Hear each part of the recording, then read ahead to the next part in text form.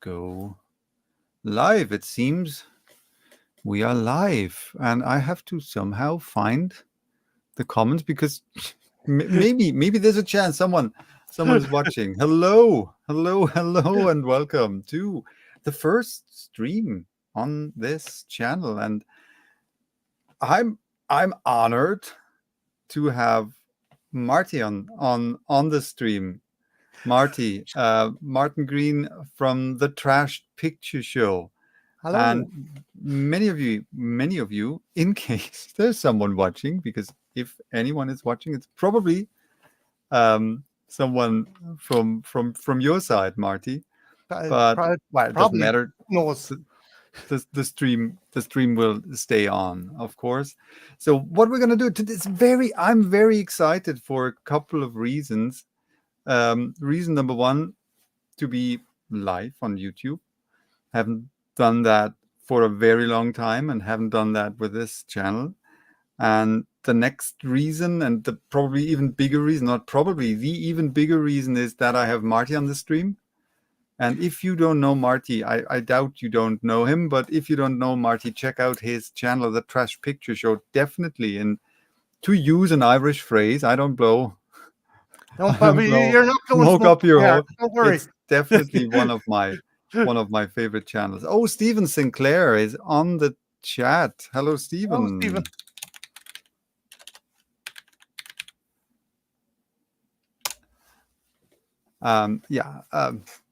I'm still finding my way around. You're okay. You're okay. It's live.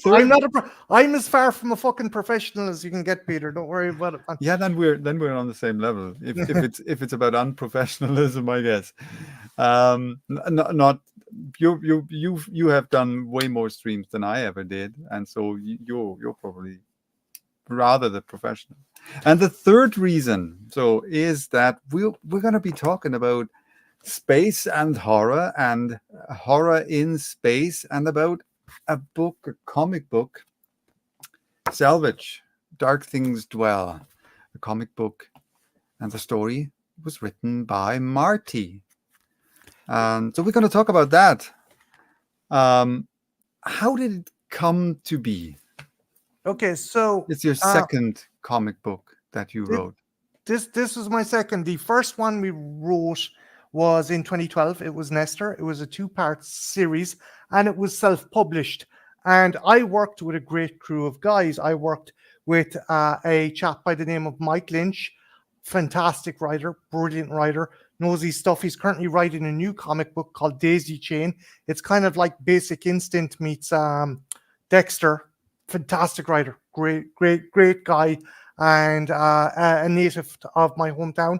Another great artist, Anthony O'Neill. He worked on both Salvage and Nestor. Nestor is essentially, what if, the scenario of Death Wish, but instead of Charles Bronson, it was Dracula. So that was our first kind of comic, and that done really well. It won a bunch of awards. It won an ICN award. We won Best Irish Comic 2012 in the Irish Times, which is a rather large publication in Ireland, and little bits here and there. And we wanted to move on to bigger, better things. A follow-on project was essentially a kind of, dare I say, anniversary comic to the ending of World War I called Wire and Gas. And it was a different kind of, it was anthology. It was an anthology series with different stories set during World War I. And then we're like, okay, we've been fiddling around kind of the indie scene for a while. Let's try and make a bit of a dent. So we came up with Salvage.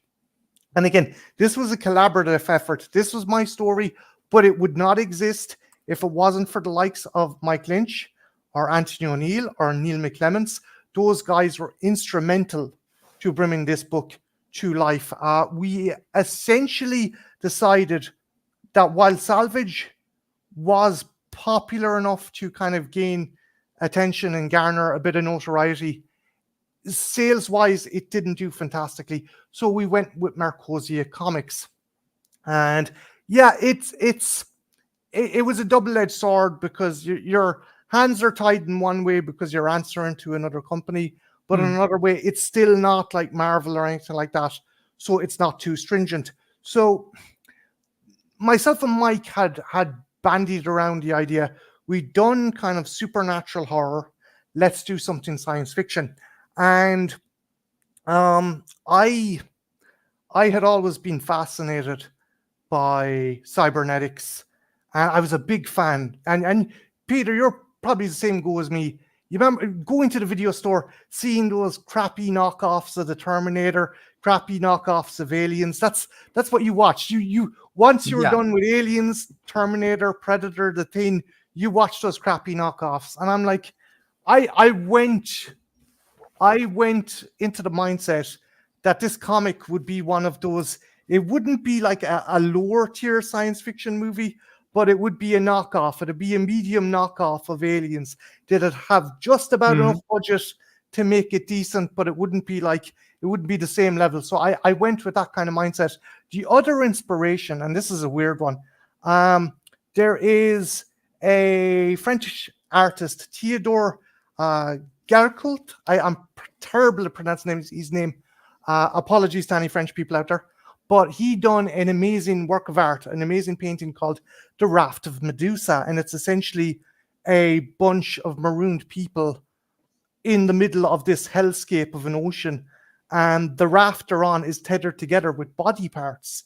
And I was like, Christ, imagine a scenario like that in space.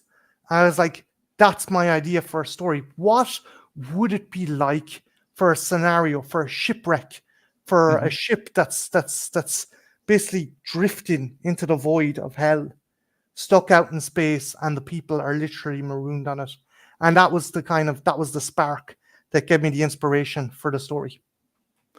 That's it's funny that you mentioned knockoffs, because when I saw you posting about the comic, and I ordered it immediately, because I'm not many people know, not that anyone really knows anything about me, but not many people know that I'm a comic book geek. And I have just right here, we're currently rearranging the apartment, and now I have here on my left, maybe I can show that, but it will probably, yeah, that's my comic comic book book shelf. shelf. Nice. And it's just about 1/3 of my comics. These are the comics that, in case my nephews and nieces come to visit, these are the ones that are a bit too high for them, because they're not for them. No. And There's some comics. Yeah. the ones that are suitable for children are in the hallway in the other shelf. And so, of course, probably the Alien franchise is probably my favorite movie franchise of all times.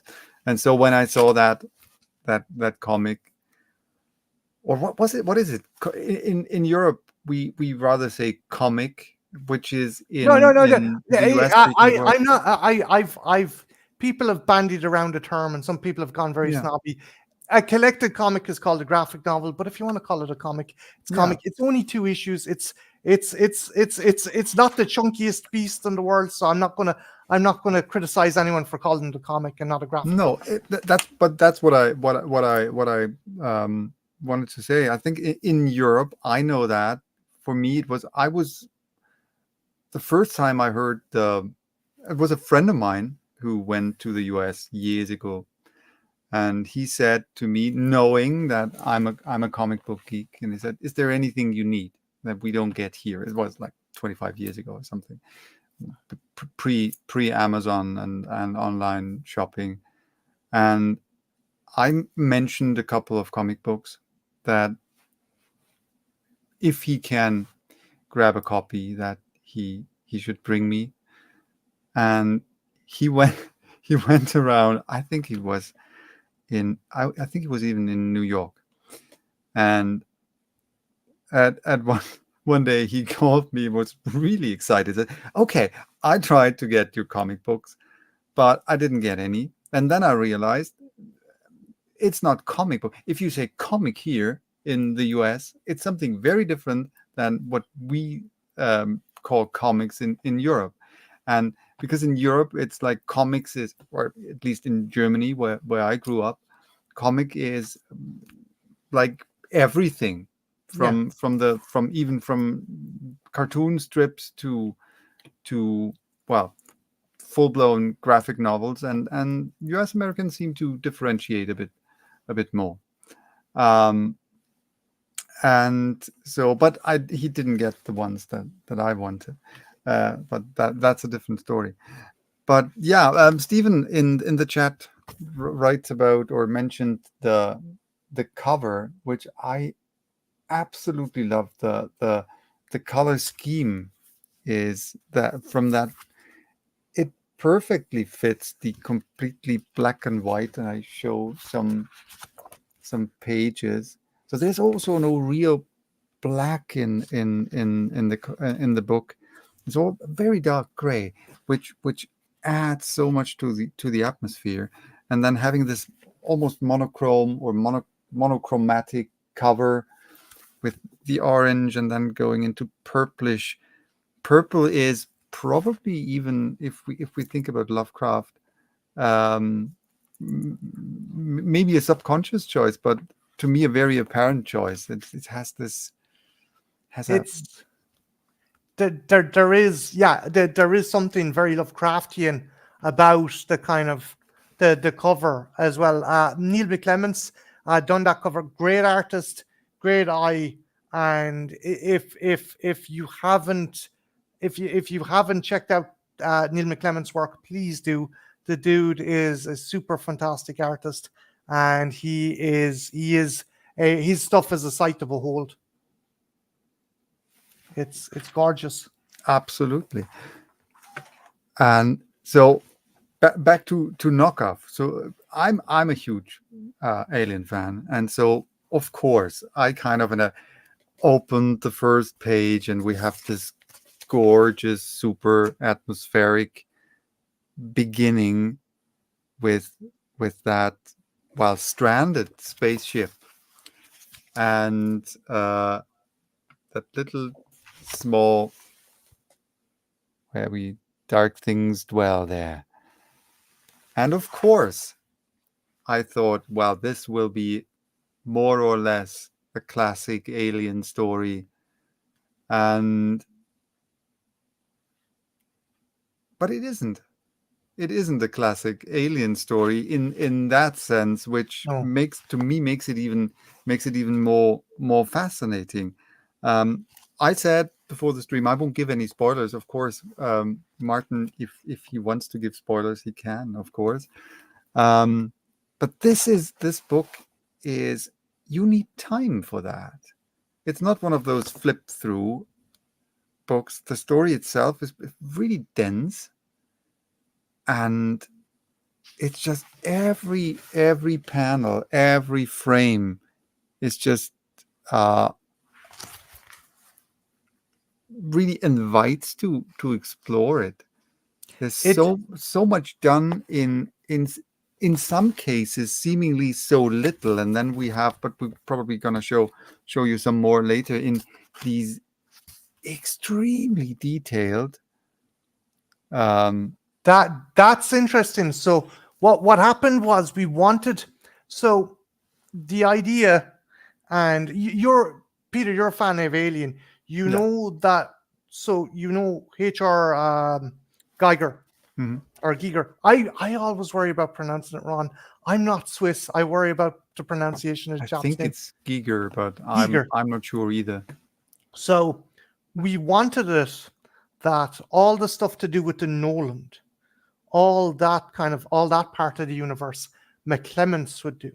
But Mhm. when you get to the Ridley, the ship, Mhm. all that was Anthony's work. So to try and differentiate the different kind of universes and the different kind of, I don't know, atmospheres. You have this research vessel that is a very kind of sterile kind of atmosphere, and then you have the Ridley, which is Mhm. the raft of Medusa. It's butchered, it's cut up, and it's held together by string and body parts, and that's why we had Anthony do the second volume Mhm. of that. But that's also one of the fascinating aspects for me. One of many is there is a shift in style, in drawing Mm. style within the book, but it's not that apparent. We know that from DC Comics, from Marvel comic series, different different artists bring in their different style, and the books look completely different, which is fine, of course. I love that. But in this case, to me, it was moment. It was kind of that moment when I said something changed, but I Yeah. didn't really realize it at the first glance. And I flipped back a couple of pages and compared and realized, okay, this is now it's a different artist. The, And the, that the, the other thing is that kind of change also is like as you said, it's a subtle change and it's a Mhm, progressive change, but that's kind of like the reader is like the character. They don't realize it until it's too late. exactly. They're trapped. They've been kind of coddled into a sense of security, and before they realize it, they've entered a world of madness. And that's the brilliant kind of the connective tissue between McClements and Anthony's work. And that's what I love about the book as well. Absolutely. And it invite again, the word invites, it invites to after you finished to search the clues. Where did it start? Where the and because you even call it a very subtle change. It's really very gradually. Hmm. And even though the book is divided in three chapters with that brilliant the brilliant quote unquote cliffhanger at the end of chapter one, which I will also not spoil. Maybe I'll show it later. But in many comic books that I read, and I won't mention names because I don't want to talk. Also, just my personal opinion, and everyone has their own their own preferences. But some comic books are like, yeah, you read it, you enjoy it, put it aside, maybe take it out of the shelf a couple of months or years later and read it again. But this one, I put it away and I took it up again, and I just sometimes I just flip through and look at the different pages. Um, and this is what really, I think that's one of those things that in some cases make, not only in comic books, but in all different sorts of media, independent productions, sometimes much more interesting because you're allowed to do that in terms of nobody really has. And you mentioned that before, there wasn't apparently not that big of a push from the publisher side, or kind of the influence wasn't that strong. And so it's it allows for something that's nothing necessarily against streamlined books or comic books or whatever, but that allows this book to break out from the streamlined conventions that we often see in more, let's say, more well-known Yeah, it's series. it's like again, the way and this is a lot of this is Mike's kind of choice. Mike, again, fantastic scriptwriter and brilliant at pacing and stuff. He knew exactly. Okay, here's when we're going to change artists. Here is when we're going to change gears, and this is how Anthony's art style is going to kind of the kind of shift the attention and make the reader that bit more uncomfortable and kind of have them gripped. Like we've made them turn the page. Now this is going to keep them here, and that was all Mike Lynch's kind of idea, and the man is an absolute genius for it. How long did it take from the first idea to the finished book? Okay, so I think we were a number of there was a number of personal issues that came up with different people, and it didn't come out as quickly as we would like, and that was no one's fault. It was just a number of personal issues. So I think I might have pitched it to Mike maybe late 2014, early 2015, and I think the first issue came out by Marcosia late 2017. Now I could be wrong. Again, I'm with COVID and everything. It's just time has lost all meaning, and trying to keep track of things like that is a bit of a it's a bit of a fog for me, unfortunately. What you're credited. I'm sorry. You're credited. It is not beer. It is apple juice that I drink. Fresh apple juice. You're credited as the writer, or the one who provided the story, wrote the story. Yeah. How can I imagine bringing in the story? It's kind of like in form of a producer who says, "Okay, this is the story. Now you write." Or what was the influence? Okay, on the so final product? at the risk of kind of perpetuating a stereotype, okay? So our meetings and discussions and how the comic initially came together, our office was a beer garden.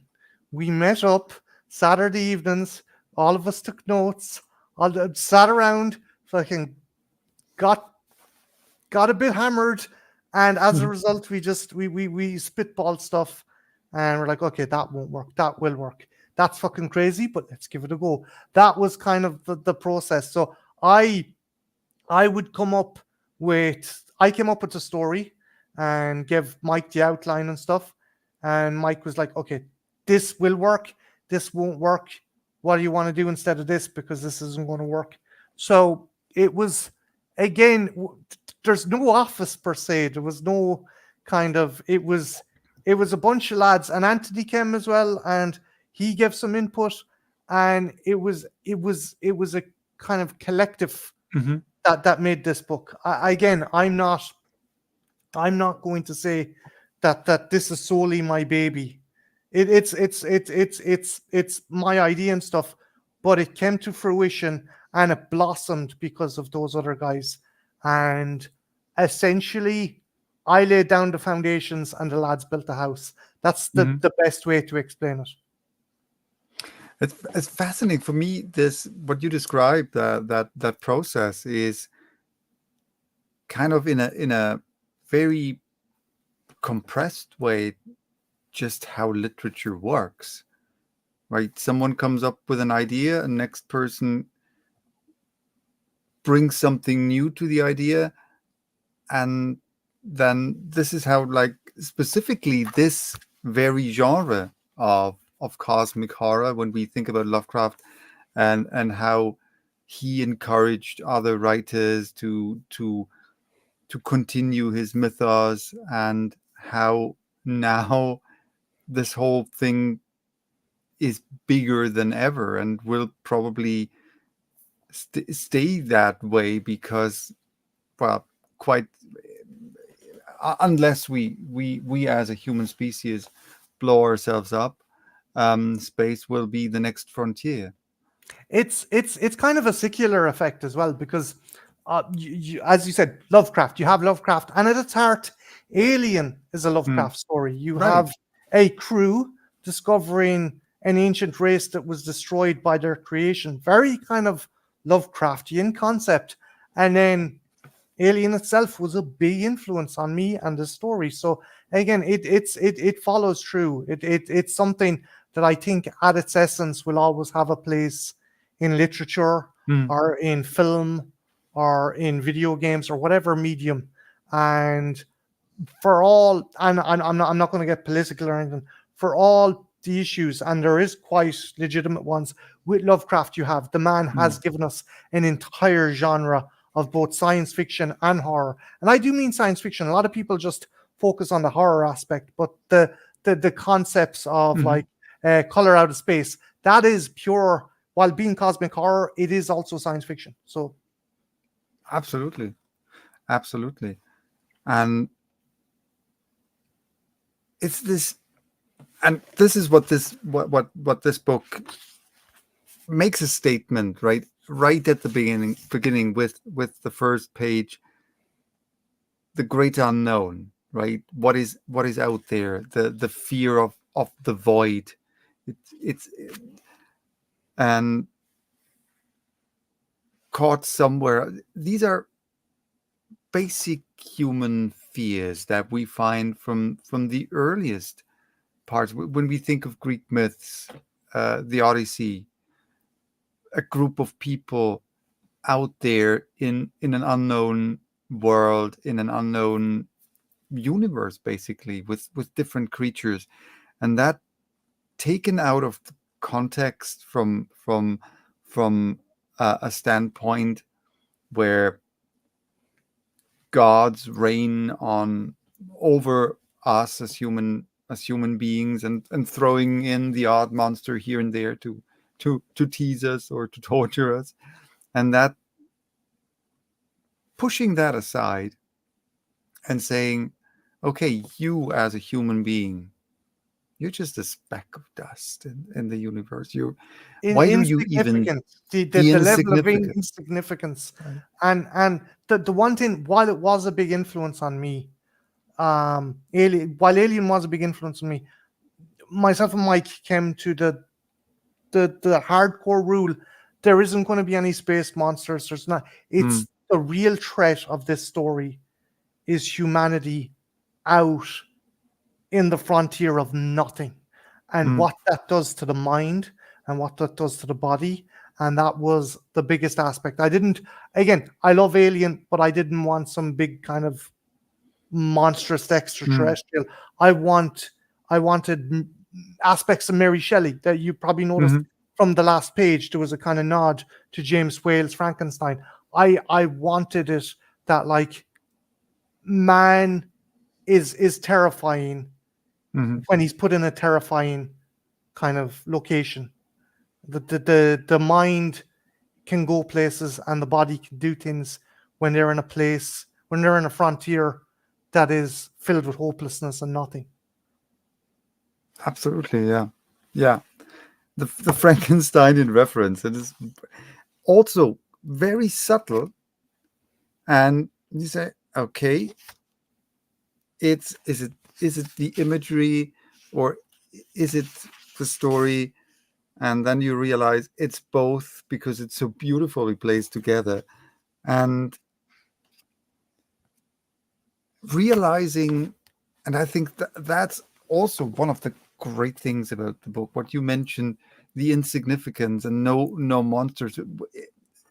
Yeah, sure, the monster, the in Alien, the alien is, well, it's what it pivots around, but it's actually what makes this movie so in or these movies so incredibly scary is, I don't know if you see it similarly, but to me it was always, the monster is not necessary for, it's a catalyst, Yeah. because it shows us there is so much more out there, and there's so much more bigger powers out there, or could be out there.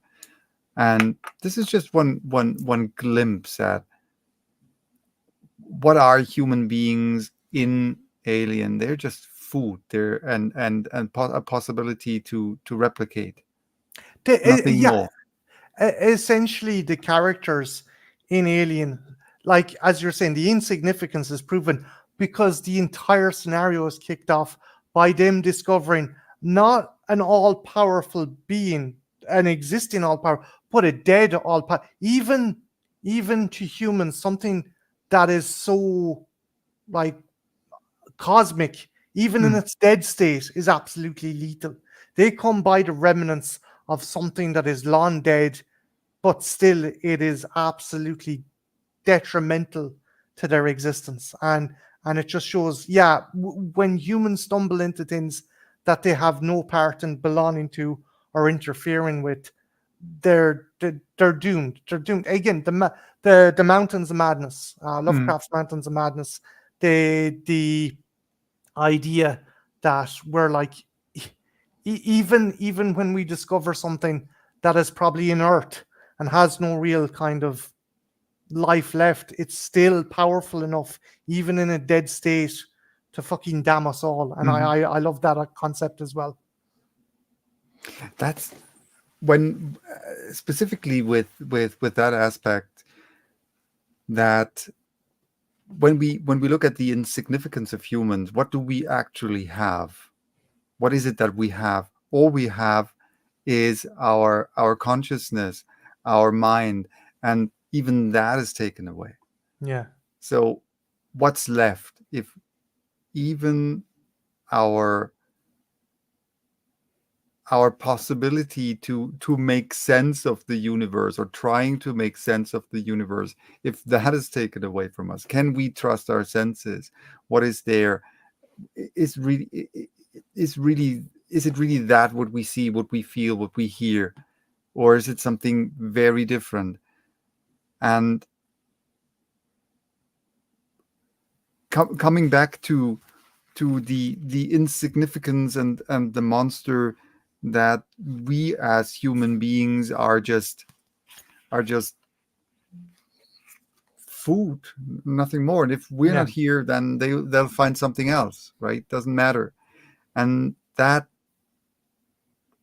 I want to call it twisted in the book, that the monster in the book is actually human yeah, and humanity.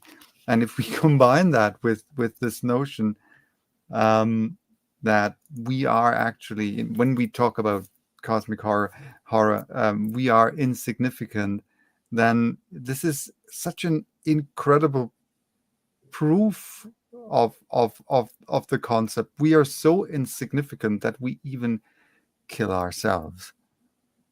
it's like, I don't I'm probably kind of reinforcing the old cliche that man is the greatest monster, but my other I'm probably veering all over the place. You know, God, like, pick a team or something like that.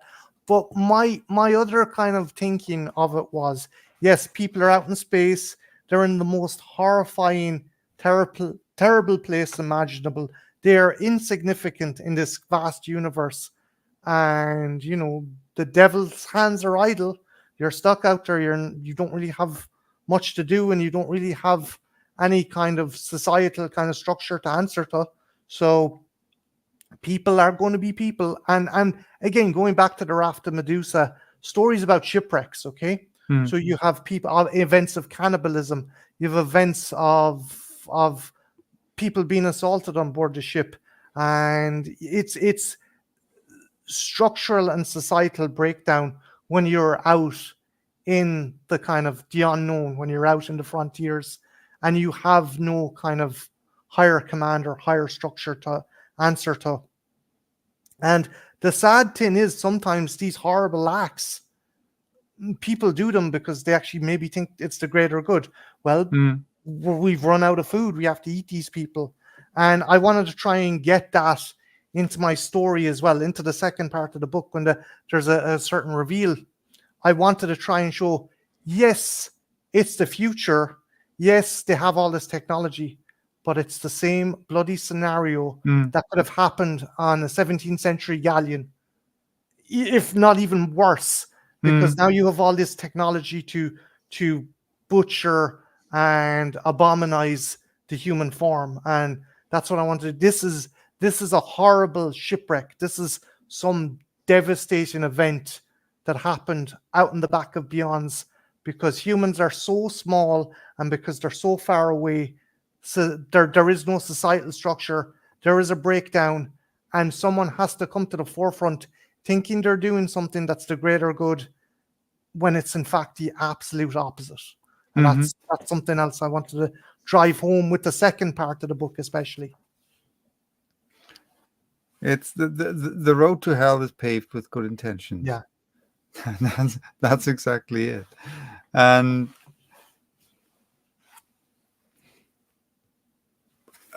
now I lost thread because I was fascinated by this idea. What's also one thing, and this is something I wrote down because it kind of, in a positive way, messed me up when reading the book. On the one hand side, we have this, when we talk about space stories, it's always this, or in a lot of them, we have this space itself as a, I would even call it character in the story, um, going into the direction of the horror of liminal spaces, the big void. Is there anything really?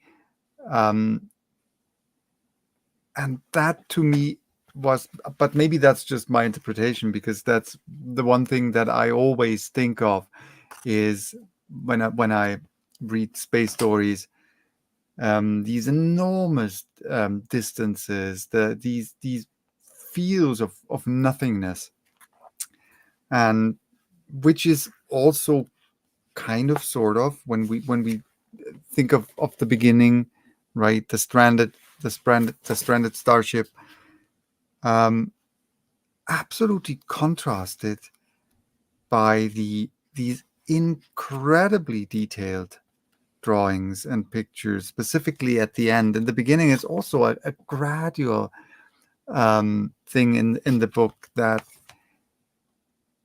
in the first chapter do we don't really have this enormous amount of detail in the pictures. A lot of negative space, or play with negative space, with very much playing with shapes, and then slowly textures arrive in the images, right? When we have also mostly shapes, but then suddenly textures come in bit by bit, and then we have this almost explosion. This, to me, I show the last page. To me, this is just, this last picture in the book is such a masterpiece, and it's a picture that I definitely hang on my wall. And this gradual change in what you mentioned before, that there are different artists working on the book in the beginning and in the end, but seeing this incredible amount of detail, and the love that went into each and every panel just blew me away. So that's when I got the book in my hands, I said, I need to talk with Marty about that, because it's people, I don't know how many people my channel will reach, but people need to know about this book. um, if you have any kind of interest in science fiction, comic books, in cosmic horror in general, check it out. I cannot recommend it enough. I I I was blown away by Anthony's work and dedication, because Anthony, like myself, big fan of Alien. And if you go through some of the pages, the weapons locker has a pulse rifle. Another Hmm. one of the weapons is actually the Sulaco from Aliens, designed to look like because it looks like a rifle in its own regard. Um, one of the salvage looks like the space jockey with a power loader claw. Hmm. He's in the background. I was like, okay, you can put this stuff in, but don't have it slapping anyone in the face. Just have it in the background, because I didn't want one thing. I understand why certain character directors and stuff do it, but when you're watching a movie and say there's a character called George A. Romero, I'm like, that's a bit on the nose. Calling a character George A. Romero, or like, Hmm. Wes Craven or something. I was like, don't have it subtle. Don't have it slapping people right in the face. Um, The gun locker in the first issue as well, where the characters are contemplating suicide. Another cool little nod. Small nods work. For Hmm. example, I don't know if you noticed in the gun locker in the first issue, there's the Auto 9 from Robocop. There's No, I didn't see that. the pistol from Blade Runner, and there is the lawgiver from Judge Dredd. It's just, it's again, Oh, right. I like those little nods. So These right? No, yeah, that's it. There's that's the it, right? lawgiver, the Blade Runner Right. gun, It's the and lot. Okay. I'm not really, I have to admit that I'm not really familiar with RoboCop. Um, saw it once, million years ago. But that was it. But yeah, I should have recognized the lawgiver. Definitely. But but that's it. What you mentioned, this the subtlety, not yeah, slapping it in people's faces. I sometimes have the feeling when there's too much, and I love what's the name of the movie? Just currently the third part is in cinemas. We talked with my brother today about it. Um, Deadpool. Deadpool, Okay. right? I love the Deadpool movies, absolutely. But I sometimes wish there were fewer cameos and fewer inside jokes because yeah, it's funny, yeah, it's cool, but it kind of throws me out. I start to think, and it becomes more like an intellectual puzzle game than that. Of course, we can argue movies like Deadpool are probably not made for sitting there and watching Mm, it because of the story. It should be fun, but it's I don't want to think when watching a movie. That's a great it movie for me is I I enjoy it while I watch it, and then when I go home from the cinema or from the theater, um, then I start thinking, and then I start recapitulating, and then I want to watch it again to find more. That's a great movie for me. It has to move me first, and has to evoke emotion in me, and then all the rest is not that important. That makes a great movie probably if I when I go home talk about the movie, think about the movie, discuss the movie with the friends that I went to see it. But the important thing is the emotion. yeah. If that now Dead, I did find Deadpool 3 did have a lot more emotional weight than the prior ones, but I can see what you're saying. And Deadpool is a movie made for comic book fans, Marvel Mm, fans. It's a product.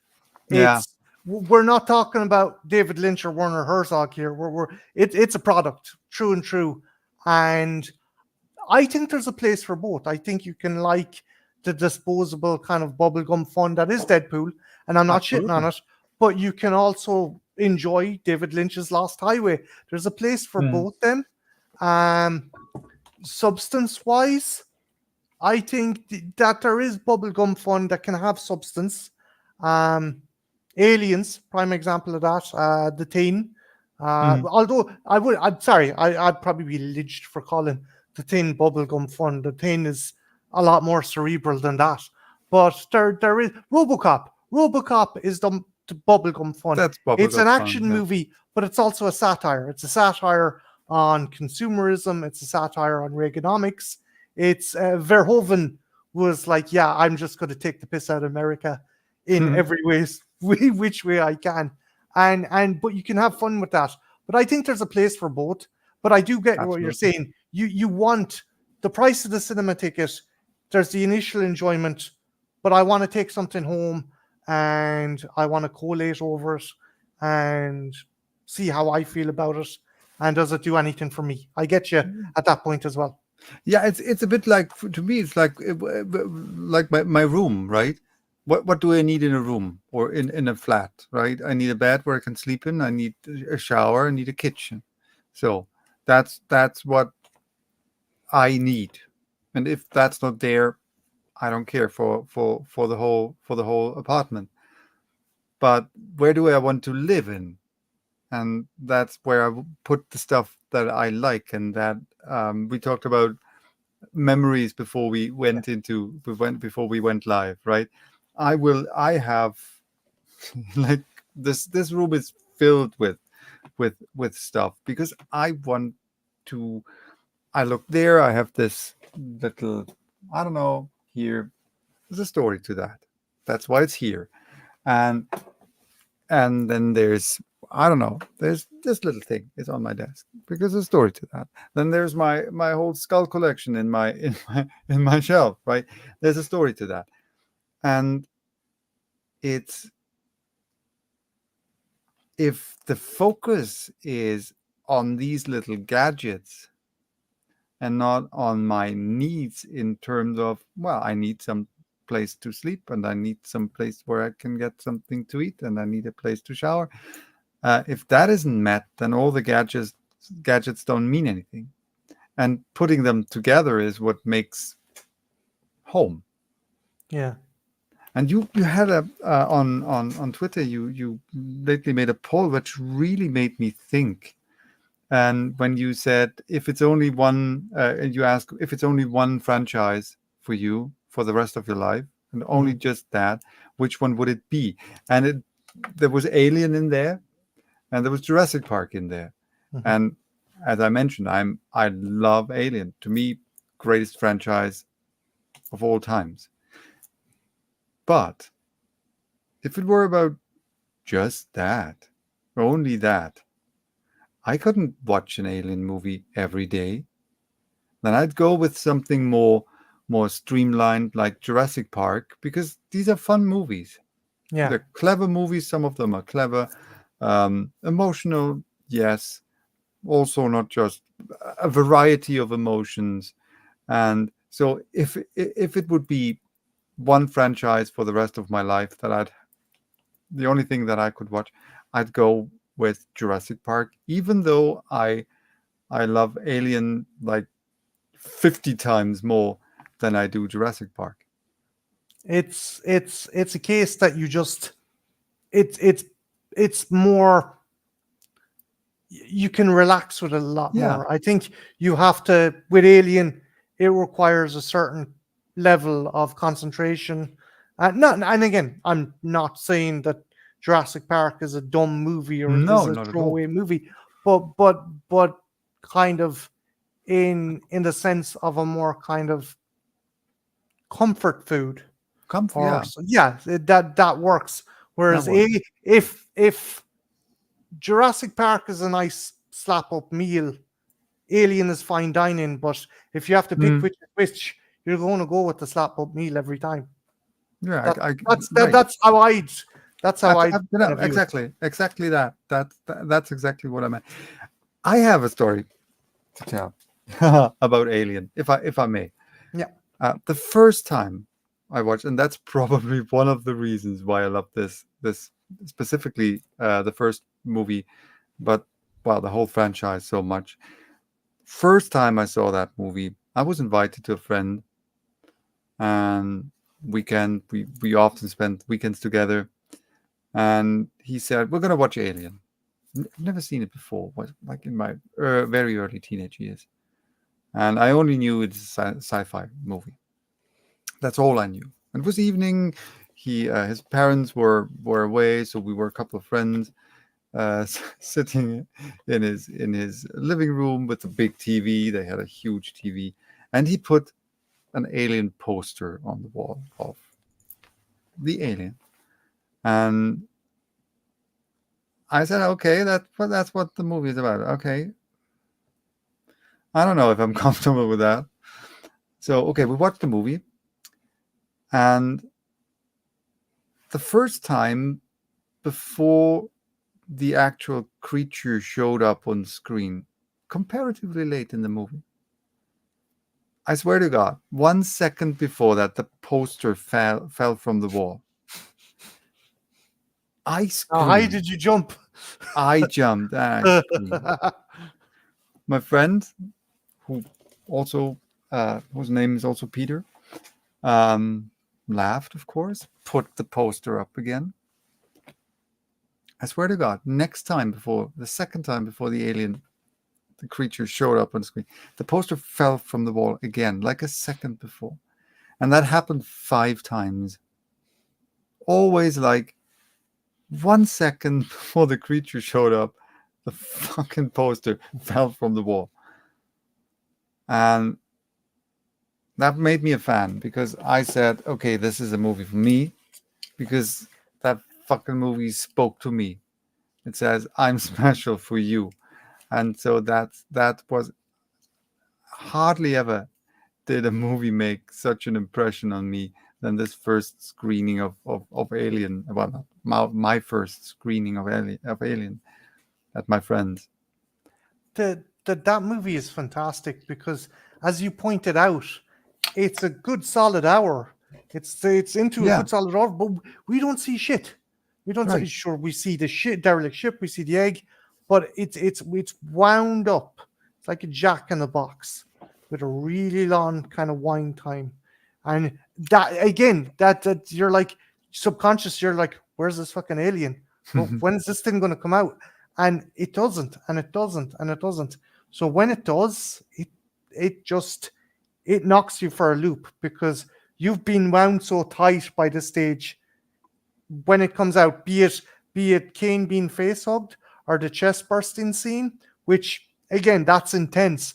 But then when you finally get to the adult form, where Harry Dean Stanton is picked up, and you can't even see what this Mhm. thing looks at, like you're like, what is it? Has it 6 arms? Is it 2 arms? 8 legs? It just comes down and head bites Harry Dean Stanton and nips him up like a spider and takes him off again. And it happens so fast as well. You're like, it's that is brilliant filmmaking, and that is how to basically wind up the shot and then let it fly. And that's what that movie does perfectly with that. Yeah, totally, totally. And it's also a thing like this when we compare the first one to the second movie, to the third one to the fourth one, it's just every time something totally different, but in the same friggin' universe. You feel home. You know what's going to happen in terms of you know the rules, the mechanics. You know what what the what the premise is. So you I it happened to me, right? I went into the movie with the expectation that I won't be surprised. And every damn time, every single movie surprised me. And this is for me the brilliance of that franchise, that we have that one very, very simple story. There's not so much to it. There's this alien monster from the depths of space, and it eats human beings, and that's it. And they try to escape. It goes to our more primal senses. It's Yeah, like there's something out there that wants to kill us, and we got to survive. And again, like it's an easy kind of thing to hack into the human kind of psyche. It's like, well, the people are afraid of things. They're afraid of the dark. We got space. They're afraid of inhuman creatures like insects. The xenomorph is essentially a giant bug, and mhm, you're afraid of being stranded somewhere. You're either trapped on a spaceship or a planet in the back end of Beyond, and it's all the right keys flipped at all the right times. It's right. like a brilliant concerto. That's what it is. Yeah, brilliant, brilliant, brilliant comparison. And that's like what coming back to literature. This is storytelling. There, we don't need. Everyone complains about, well, there's nothing new in cinema. It's all the same. Yeah, but that's fucking literature. We always tell the same stories over and over again, and we just shed a different light on it from our perspective now. If we make the same movie now that we did make 30 years ago, it will be very, very different if we allow ourselves to to make something different, and not just stick to what we know works, but say, hey, okay, let's take the same story. What could be a different spin on it? And coming back to Salvage, also one thing that fascinated me with this, it's like compressed in that in that one book. We have different approaches to the same idea in one book, and what you said, not slapped in the face, but in a very subtle way, in one really dense storyline that has this pretty pretty gripping, and to me, like, now I'm lacking the English word, kind of. In German we said it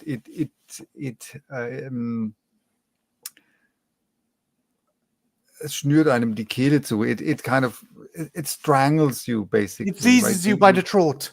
Yeah, exactly. Seizes you by the throat. Seizes you by the throat.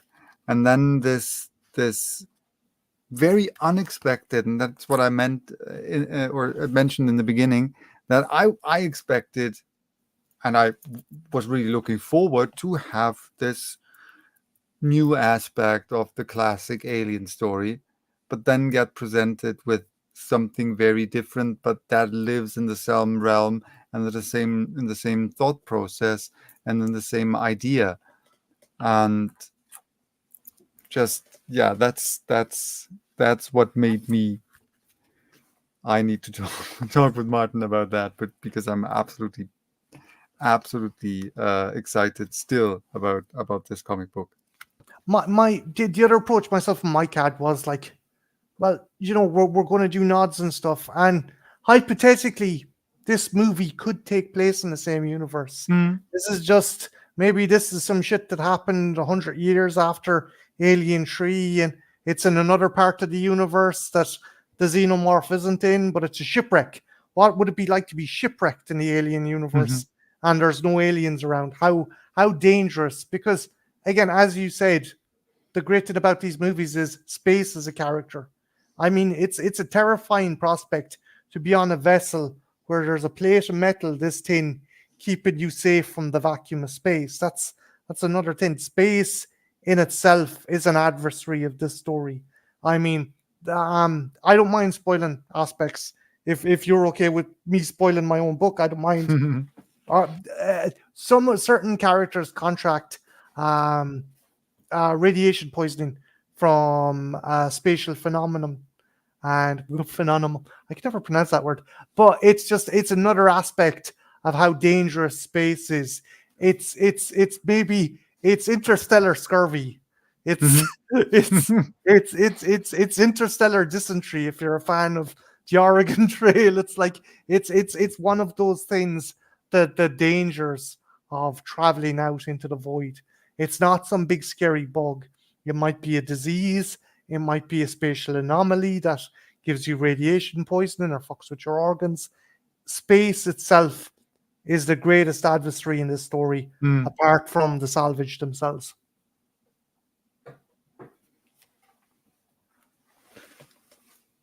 How does one I don't know if you can answer that. If you can answer, how do you develop a story like that takes place in basically nothing, It's meaning the vacuum of space, if that wasn't clear. like, again, as I was saying, I took elements of like what I loved, obviously the Alien franchise, but I also wanted to look at kind of the lesser known sci-fi, not the terrible garbage kind of lower tier stuff. Something that might have starred Rutger Hauer in 1991, something like that, some like Split Second or something like that. Take that. It's not top tier, but it's not at the bottom of the run. It's a cult sci-fi movie. I was like, okay, I want to make something that you could have plucked off the video shelf in 1992 when you're like, well, the cover kind of looks like Alien, so I guess I'll rent it. And I was like, okay, but I don't want to do Alien. I want to do something else. I'll do something like The Thing or maybe Terminator.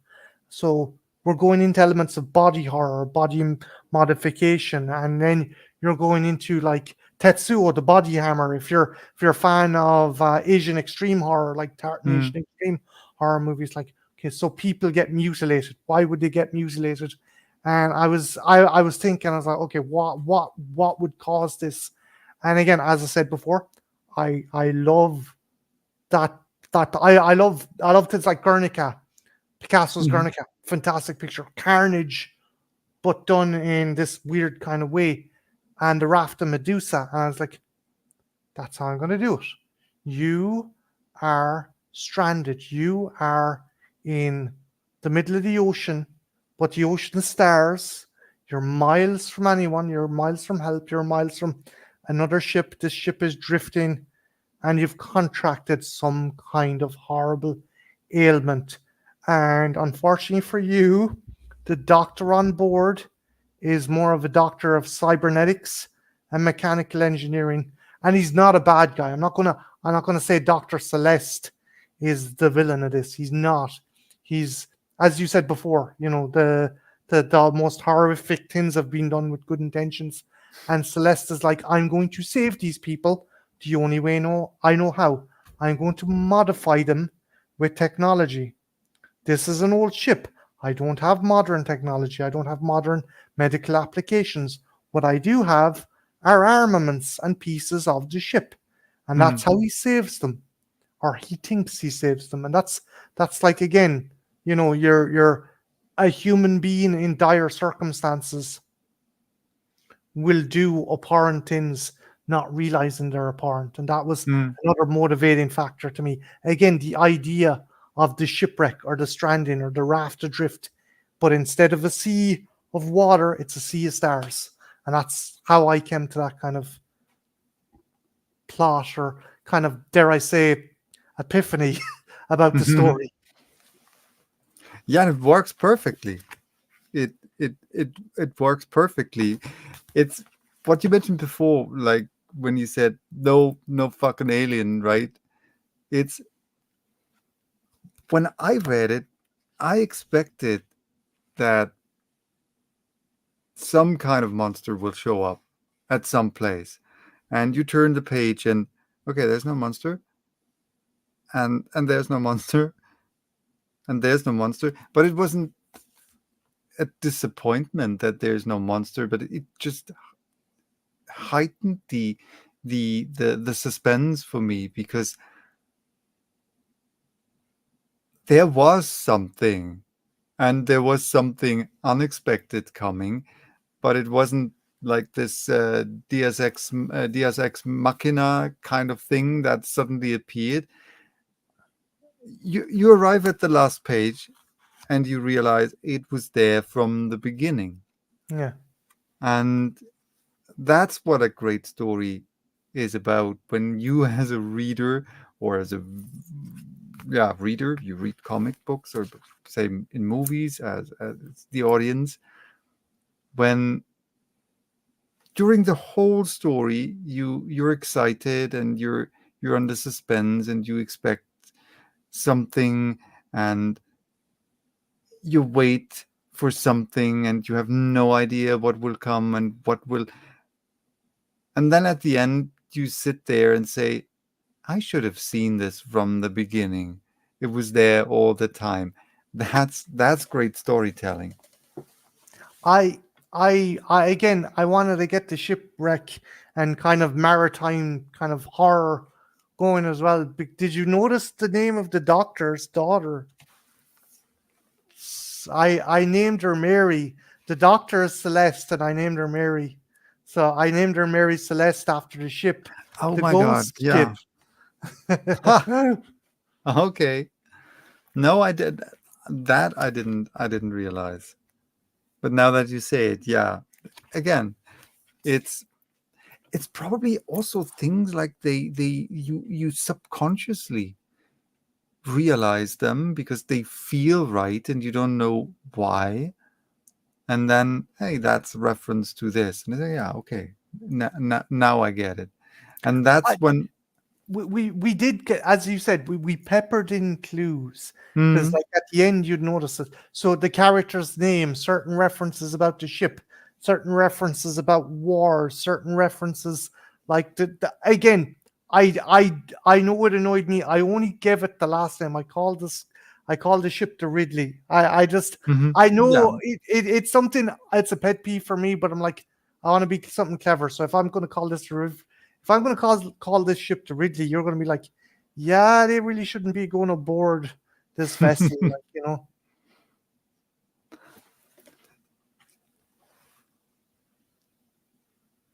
Yeah. I just this when my mind starts spinning, not spinning, making threads, and when I suddenly realized a couple of other things, and I said, okay, I need to check them. Um,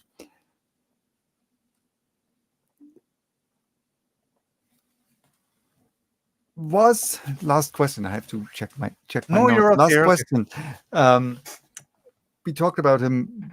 We talked about him briefly before. Was H.R. Giger apparently H.R. Giger was, well, I say apparently, but I think it is safe to say that Giger was also in this comic book sort of an influence, specifically when we look at the ship design, the very organic um, shapes and structures. Um, was his art something that was in your mind when you developed the story? Well, in a conscious way.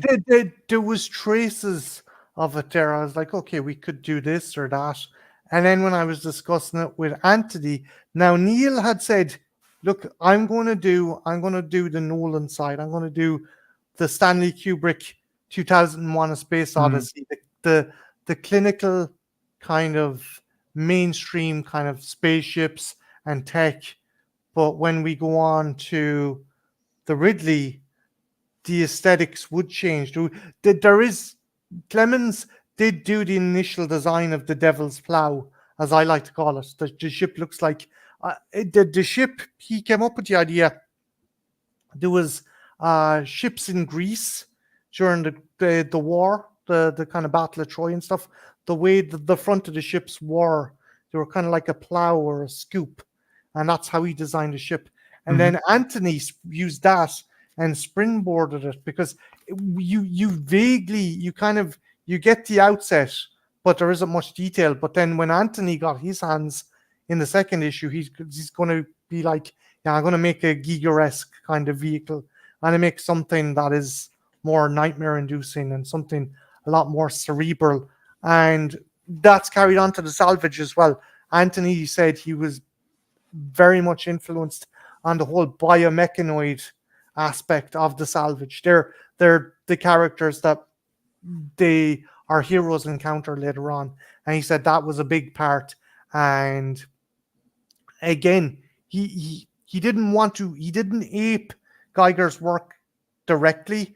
He didn't want to have like the erotic kind of lips or the pipes coming out everywhere, but mhm, there was that DNA going through some of the characters, some of the skin, the way the skin is stretched over certain things, like the the I think he has maybe a woman's breasts on top of a weird spider like creature in the mm, background. He wanted it. He did want to get nods to Geiger, but he wanted to do his own thing as well. But I think the kind of springboard was Geiger for Anthony. mhm. This whole body modification thing perfectly fits into that, of course, and like that's the last thing that I have on my note is because to me it was kind of because you probably have seen this on on my Twitter here and there that I'm also very much into all the cyberpunk stuff, specifically with the poo. What's happening today? I'm not. I swear I'm not drunk. Sure, orange juice. Sure. It's Okay. I swear, Mom, it's just No, I flub. Like when you come onto these things, like I'm gonna be professional. Like I'm doing main evening news or something like that, and you're like, "Bleh, I can't pronounce phenomenon. See again, I just it's something. Mhm. Uh, with the stars today, the constellations are not for us for talking.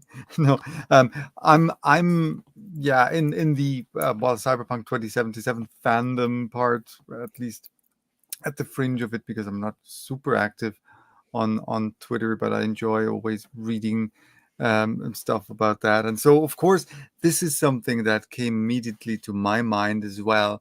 Um, the cyberpunk genre grew tremendously. At least that's how I kind of experienced that. I haven't seen it, at least not before the game came out, that it became part of, yeah, almost the mainstream. But while everyone heard about cyberpunk now and see it as a, or realize it as as a specific genre, were there certain cyberpunkish, not necessarily talking about the game or the novels that the game is based on, were there certain cyberpunk influences in the making of the comic, or would you rather say no, that's nothing what really influenced us? Anthony, as I said before, Anthony kind of cherry picked stuff, and I had done kind of mock-ups of creatures and salvaged and stuff like that. And again, a lot of it is his own stuff, but he took on board some of my ideas. And what I was thinking of, and I've mentioned it already, it's a Japanese movie. I think it's from might be 83 or 84, or it could be 89. Again, I'm terrible with dates. It's called Tetsuo the Body Hammer, and it is shot in black and white. It is a cyberpunk body horror from Tetsuo. I'm gonna butcher the name. I'm terrible with names, but it came out in the 80s, and it is mental. It had a follow up, and it led to other movies like Meatball Machine or Tokyo Gore Police, like a lot of kind of anime and Japanese kind of horror movies from that time were drenched and give birth to cyberpunk. Like you had the likes of Tetsuo the Body Hammer, Mm, and you had other movies like that. They walked so things like Akira could run. Akira is another example. Akira, there's a lot going on with Akira, but at its heart, there is cyberpunk and Ghost in the Shell and other stuff. mm, And obviously, Ghost in the Shell was an influence to cyberpunk yeah, 2077 and things like that. So that's very it obvious. and Yeah. again, it's secular. It's secular.